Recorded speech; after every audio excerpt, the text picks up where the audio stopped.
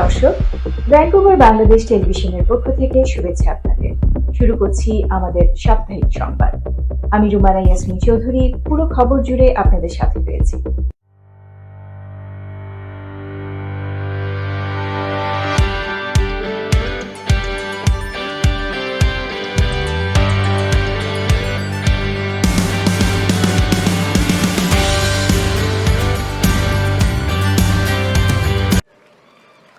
In first place, the next Prime Minister of Canada, Mark Carney, with 131,674 votes, resulting in 29,457 allocated points, representing 85.9% of the vote. This room is strong. This room is Canada strong. I will work day and night with one purpose, which is to build a stronger Canada for everyone.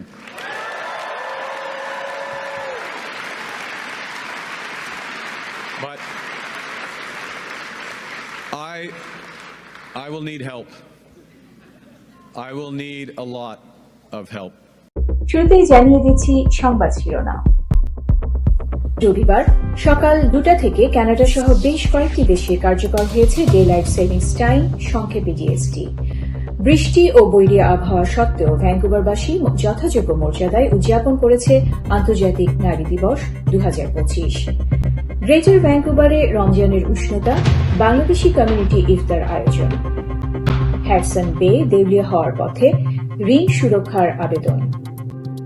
ধর্ষণ বিরোধী মঞ্চ থেকে 5 দফা ঘোষণা।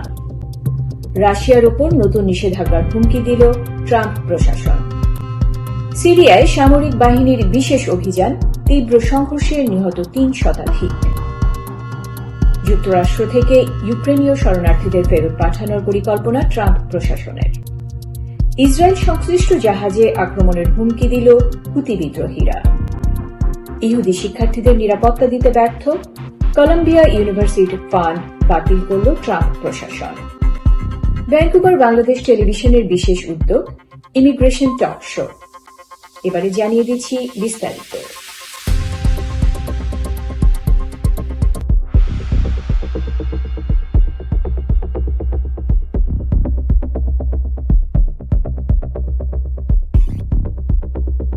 রবিবার সকাল 2টা থেকে কানাডা সহ বেশ কয়েকটি দেশে কার্যকর হয়েছে ডে লাইট সেভিংস টাইম, সংক্ষেপে ডিএসটি।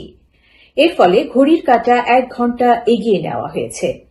প্রতি বছর 2 বার বিসি প্রদেশ সহ কানাডার বেশিরভাগ অঞ্চলে এই সময় পরিবর্তন কার্যকর হয়। 2007 সাল থেকে মার্চ মাসের দ্বিতীয় রবিবার ঘড়ির কাঁটা 1 ঘণ্টা এগিয়ে আনা হয়, আর নভেম্বরের প্রথম রবিবার তা 1 ঘণ্টা পিছিয়ে দেওয়া হয়। 1908 সালে অন্টারিও প্রদেশের পোর্ট আর্থার শহর প্রথমবারের মতো এই নিয়ম চালু করে। বিশেষজ্ঞদের মতে ডে লাইট সেভিংস টাইম মানুষের স্বাস্থ্যের জন্য উপকারী, কারণ এটি অতিরিক্ত সূর্যালোকের মাধ্যমে ভিটামিন ডি গ্রহণের সুযোগ তৈরি করে। পাশাপাশি দিনের দীর্ঘতর আলোর কারণে অর্থনৈতিক কার্যক্রম যেমন কেনাকাটা ও ব্যবসায়িক লেনদেনও বাড়ে বলে মনে করা হয়। বৃষ্টি ও বৈরী আবহাওয়া সত্ত্বেও ভ্যাঙ্কুভারবাসী যথাযোগ্য মর্যাদায় উদযাপন করেছে আন্তর্জাতিক নারী দিবস 2025। My mom and I were joking last night that we've been rained on our whole lives, so some rain isn't going to stop us. গত শনিবার ভ্যাঙ্কুভার আর্ট গ্যালারির উত্তর প্লাজায় অনুষ্ঠিত এই আয়োজন এবছর 3য় বর্ষে পদার্পণ করল। অনুষ্ঠানের অন্যতম আয়োজক ইয়াসমিন সিমসেক বলেন, এত প্রতিকূল আবহাওয়া উপেক্ষা করেও মানুষের স্বতঃস্ফূর্ত উপস্থিতি প্রমাণ করে নারীদের প্রতি সম্মান ও সমর্থন আমাদের জন্য কতটা গুরুত্বপূর্ণ। উদ্বোধনী বক্তব্য রাখেন মাস্কুইন ন্যাশনের 2 জন গুরুত্বপূর্ণ নেতা। এরপর একে একে বিশিষ্ট 10 জন বক্তা নারীদের অর্জন ও চ্যালেঞ্জের বিষয়ে আলোচনা করেন। অনুষ্ঠানে আদিবাসী নারীদের নিরাপত্তা, প্রেসিডেন্ট ট্রাম্পের বিতর্কিত নীতির প্রভাব এবং অধিকৃত ফিলিস্তিনে নারীদের মানবাধিকার সংকট নিয়ে উদ্বেগ প্রকাশ করা হয়। পবিত্র মাহে রমজান উপলক্ষে গ্রেটার ভ্যানকুভারে বসবাসরত বাংলাদেশি কমিউনিটির উদ্যোগে বিভিন্ন স্থানে আয়োজন করা হচ্ছে ইফতার পার্টি।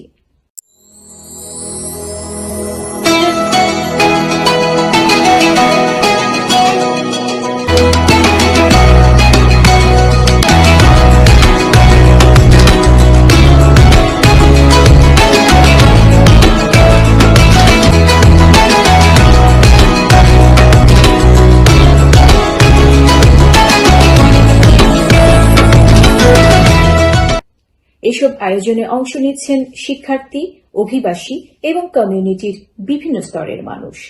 আপনারা দেখতে পাচ্ছেন কি পরিমাণ অ্যারেঞ্জমেন্ট করা হয়েছে এখানে। সো মঈন ভাই যদি আরেকটু বিশাল আয়োজন আসলে বিশাল আয়োজন, এটা একটা বিশাল আয়োজন।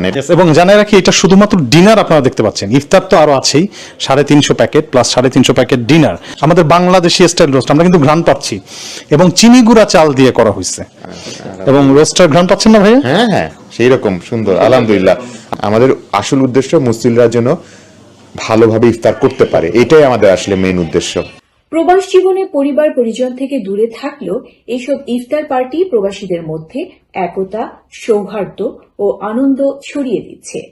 ধর্মীয় ভাবগাম্ভীর্যের পাশাপাশি একে অপরের সঙ্গে সময় কাটানোর সুযোগ তৈরি হচ্ছে, যা কমিউনিটির মধ্যে সম্পর্ক আরও দৃঢ় করছে। শিশু কিশোরদের মধ্যেও রমজানের শিক্ষা ও উৎসাহ ছড়িয়ে দিতে এই আয়োজন বিশেষ ভূমিকা রাখছে। অনেক তরুণ রোজা রাখার অভিজ্ঞতা অর্জন করছে এবং ইফতার আয়োজনে অংশ নিয়ে তারা এক অনন্য উচ্ছ্বাস অনুভব করছে। বাংলাদেশি কমিউনিটির এইসব উদ্যোগ রমজানের মূল মূল্যবোধ, ধৈর্য, সংযম ও ভ্রাতৃত্ববোধকে আরো গভীরভাবে তুলে ধরছে। এবং শিমুলাপুর আয়োজনে প্রতিবারের বছরে যেরকম করে প্রথম দিন আমাদের সবাইকে নিয়ে ইফতারের আয়োজন করে, এবারও ভাই হচ্ছে ওকে বিভিন্ন রকম এটা আসলে মানে এই জন্য আলাদা সম্মান। ভাইয়া এবং আপু আজকে মানে কষ্ট করে এত সুন্দর করে তাও নিজেদের বাসায় অ্যারেঞ্জ করেছে ইফতার, এটা কিন্তু ডেফিনেটলি এটা কিন্তু অ্যাপ্রিশিয়েট করার মতো। তারা আপু এবং ভাইয়া দুজনই আসলে আমাদের সবার জন্য যে এই অ্যারেঞ্জমেন্টটা করেছে, ডেফিনেটলি মানে লটস অফ মানে praise and love for and respect for both of you.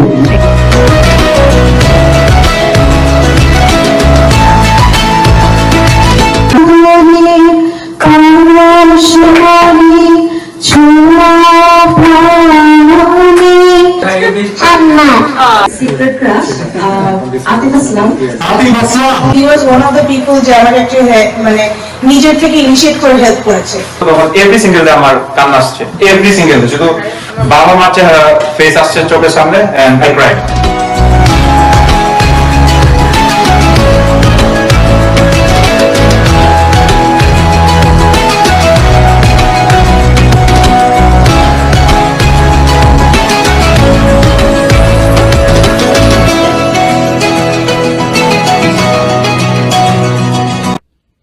কানাডার অন্যতম প্রাচীন ও ঐতিহ্যবাহী রিটেল চেইন হ্যাডসন বে ঋণ সুরক্ষার জন্য আদালতে আবেদন করেছে এবং ব্যবসা পুনর্গঠনের পরিকল্পনার কথা জানিয়েছে।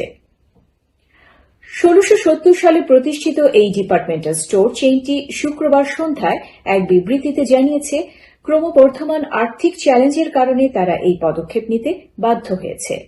হ্যাডসন বে তাদের সংকটের জন্য ভোক্তা ব্যয় হ্রাস, মার্কিন কানাডা বাণিজ্য উত্তেজনা এবং মহামারী পরবর্তী সময়ে শহরের কেন্দ্রস্থলে ক্রেতা সংকটকে দায়ী করেছে।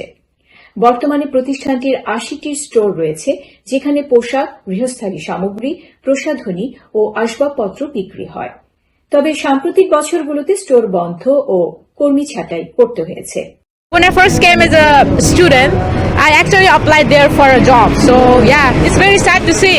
I'm hoping that they do something with it, but they keep the building because it's such a historical building. It's beautiful. হ্যাডসন বে কর্তৃপক্ষ জানিয়েছে, যদি দ্রুত অর্থনৈতিক সহায়তা না পাওয়া যায় তবে তারা আরও স্টোর বন্ধ করতে হতে পারে, যা আরও চাকরি সংকট তৈরি করবে। I'm very sad to hear that. And for all the people who will lose their jobs. এবারে দেশের খবর। ধর্ষণ বিরোধী মঞ্চ থেকে 5 দফা ঘোষণা। মাগুরার ঘটনায় 1 মাসের মধ্যে বিচার শেষ করে সর্বোচ্চ শাস্তি নিশ্চিতের দাবি। ঢাকা বিশ্ববিদ্যালয়ে রাজু ভাস্কর্যের সামনে ধর্ষণ বিরোধী মঞ্চ থেকে 5 দফা দাবি ঘোষণা করেছেন শিক্ষার্থীরা। তারা মাগুরার সেই শিশুটির ধর্ষণের ঘটনায় 1 মাসের মধ্যে বিচারিক প্রক্রিয়া শেষ করে সর্বোচ্চ শাস্তি নিশ্চিত করার দাবি জানিয়েছেন।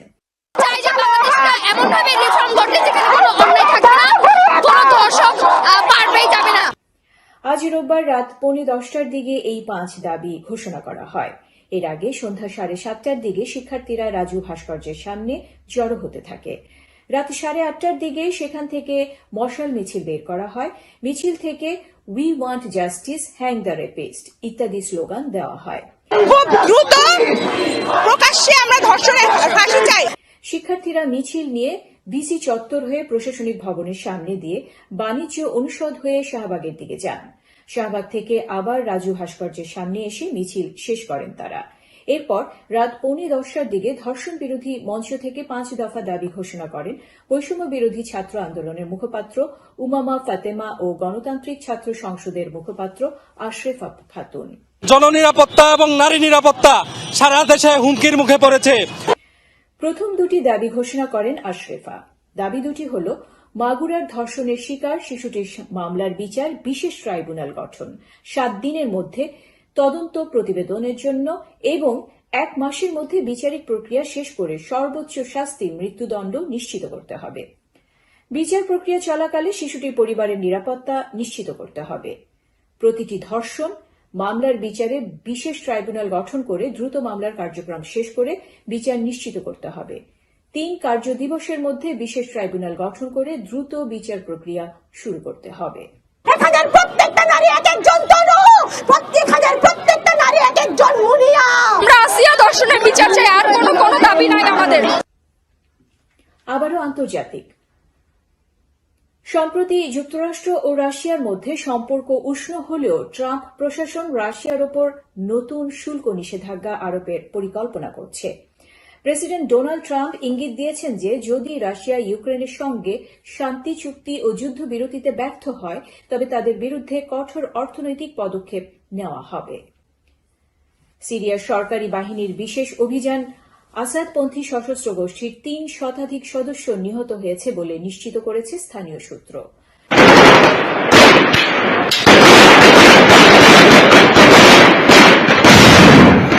নিহতদের মধ্যে সংখ্যাগরিষ্ঠই সংখ্যালঘু লাউতি সম্প্রদায়ের সদস্য বলে জানা গেছে।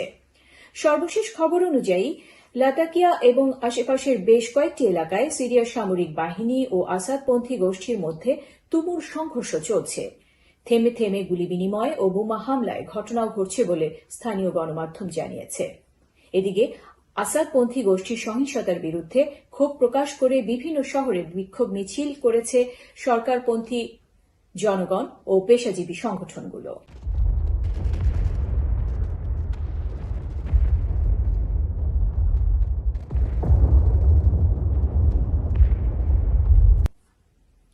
পরিস্থিতি নিয়ন্ত্রণে আনতে গুরুত্বপূর্ণ স্থানগুলোতে সেনার টহল জোরদার করা হচ্ছে, চলছে কড়া তল্লাশি।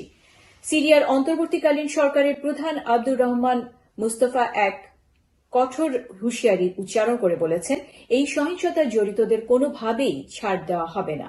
তিনি আরও জানান দেশকে অস্থিতিশীল করতে চাওয়া যে কোনো শক্তির বিরুদ্ধে কঠোর ব্যবস্থা নেওয়া হবে এবং দোষীদের বিরুদ্ধে সর্বোচ্চ শাস্তি নিশ্চিত করতে হবে।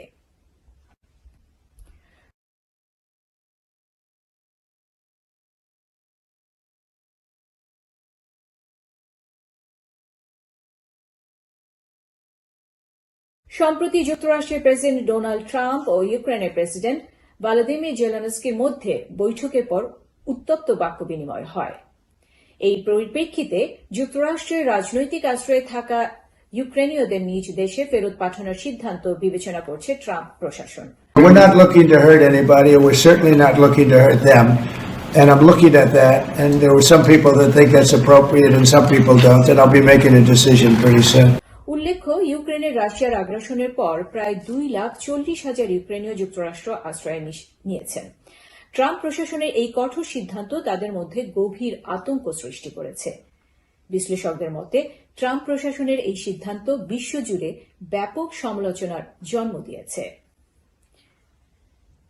ইয়েমেনের সশস্ত্র সংগঠন হুতি বিদ্রোহীরা ইসরায়েলের সঙ্গে সংশ্লিষ্ট যে কোনো জাহাজে আবারও আক্রমণের হুমকি দিয়েছে।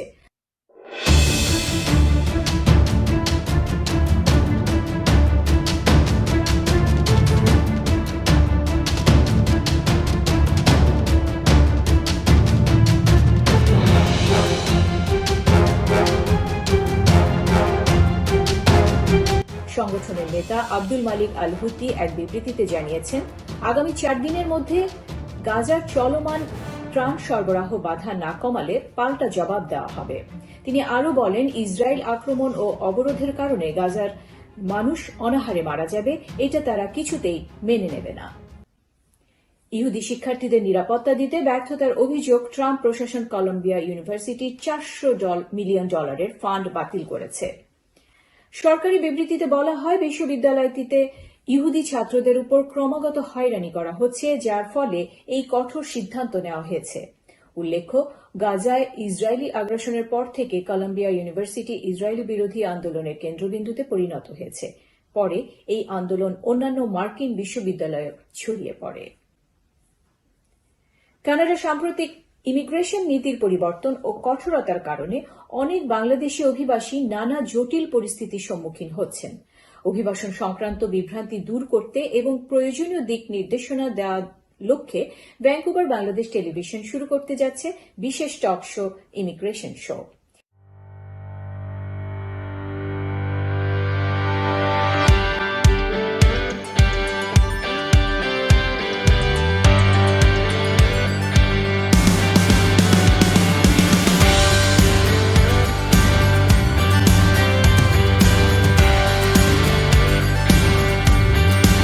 এই অনুষ্ঠানটি প্রতি সপ্তাহে একবার সরাসরি সম্প্রচারিত হবে আমাদের ফেসবুক পেজ ও ইউটিউব চ্যানেলে।